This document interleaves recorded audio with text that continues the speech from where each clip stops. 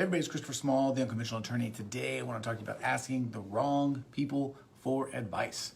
Before I get to that, though, I want to remind you, if you are not subscribed to the world's greatest law firm owner newsletter of all time, you can do so by going to theunconventionalattorney.com. Okay, so I wrote about this morning on my Facebook page and in the Unconventional Attorney group, and it's important enough that I wanted to make a video about it, just in case you only listen to the podcast or you only see this on YouTube or whatever. But it's critically important, and I see it happening all the time.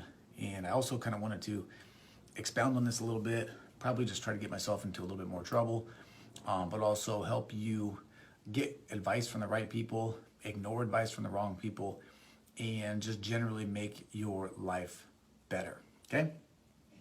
So the topic today is stop asking bad people for advice, or stop asking for advice from the wrong people.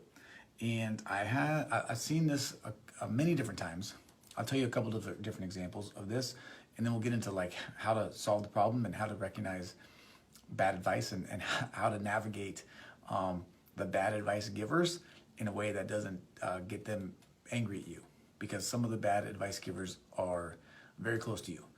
Like you share beds with them sometimes. I was having a conversation with someone yesterday, a law firm owner, and we were talking about her firm, and basically she's doing something that she knows that she needs to stop doing. Okay, she's sort of gotten herself into something that feels safe and feels good and feels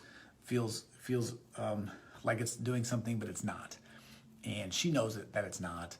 And part of the reason that she's not doing that is because she's asking for advice on what she should do from her sort of like inner circle, and she's getting bad advice. And the reason that she's getting bad advice, they're telling her to stay with this thing. Okay, the reason that she's getting bad advice is because the people that she's asking advice from, they don't own businesses. They've never owned a business, right? They don't understand how everything works. They don't understand how to assess risk. They don't understand how to assess opportunity. And they also don't understand how to mitigate risk in the face of risk to make things work. Okay? So if you are, this is where I see it the most often, is asking for advice from people that don't own businesses, or asking from advice from people that run shitty businesses, or don't like their business, or don't run it well, and then relying on what they're saying to run your own business. And that's just really dangerous. And what I think what I asked her was like, if I had a heart problem, I would not go and ask a car mechanic what I should do for my heart. Okay? Or I certainly would not listen to them when I asked them for advice, right? I would go to a heart surgeon. I would go to someone that is experienced with hearts. The same thing works with your business. By the way, if you're not a business owner and you're listening to this, the same thing applies to finances. The same thing applies to health, nutrition, fitness, child rearing. It applies to everything that you sort of might be looking for advice for. You have to just be careful about listening to people that have no idea what they're talking about. To get advice on, for example, even to get advice on how to fix a car, right, from a plumber. Like, you wouldn't do that. You would want someone that knows what they're doing before you actually took their advice. The problem is, the hard thing is, we trust these people, like these people are close to us. They say what they're saying with a lot of conviction. They really mean what they're saying. They think that they're right. And so you get led down this path where you're making bad choices like over and over and over and over again. So the key is, what I try to do is this. I just ignore those people. Okay? So when it comes to like specific advice, another example, by the way, that I'll give you is accountants. A lot of times when you are doing your taxes or somebody's doing your books, they might look at your books and say, you are spending so much money on advertising, you should just reduce your advertising budget and your bottom line will increase. But what they don't understand is that every dollar that you spend on advertising is an investment in your business that should have a greater return coming back. But they don't see that connection. So what they tell you is the easiest way to reduce or to increase your bottom line is to reduce your expenses. So you should just cut your advertising, not knowing that cutting your advertising is going to cut your cash flow. It's going to cut your profit. It's going to cut everything else and reduce everything else. Okay.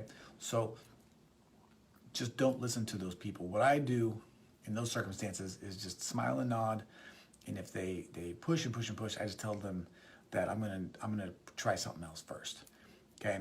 The other thing that you can do too is you can have conversations with your people and let them know that sometimes you just want to talk about what's going on. You don't necessarily need feedback.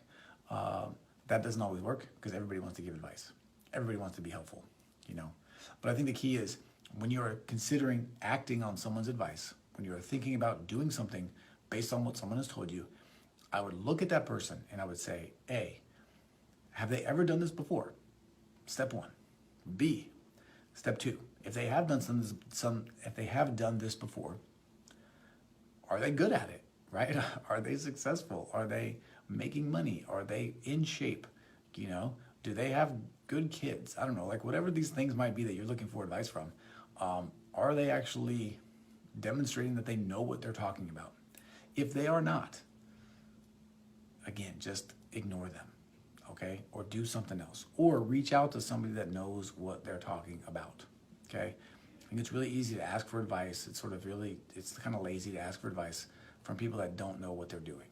And when you do that, you just open yourself up to all sorts of bad stuff, okay? So if you've been struggling with anything in your life and you are asking people for advice that are not successful in the thing that you're trying to be successful in, A, stop asking them, B, start ignoring them, and C, go find someone that knows what they're talking about and go get help from that person.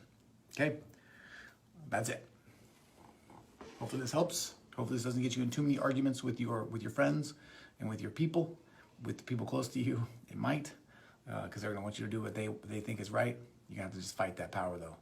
And your success will slow them down. They'll start to trust what you're doing, and it'll all work out. Okay? All right, that's it. As always, if you are not subscribed to the world's greatest law firm owner newsletter of all time, you can do so by going to theunconventionalattorney.com/newsletter. And as always, if you've made it this far, thank you for your time. Thank you for your attention. I appreciate you, and I will talk to you again soon. See ya.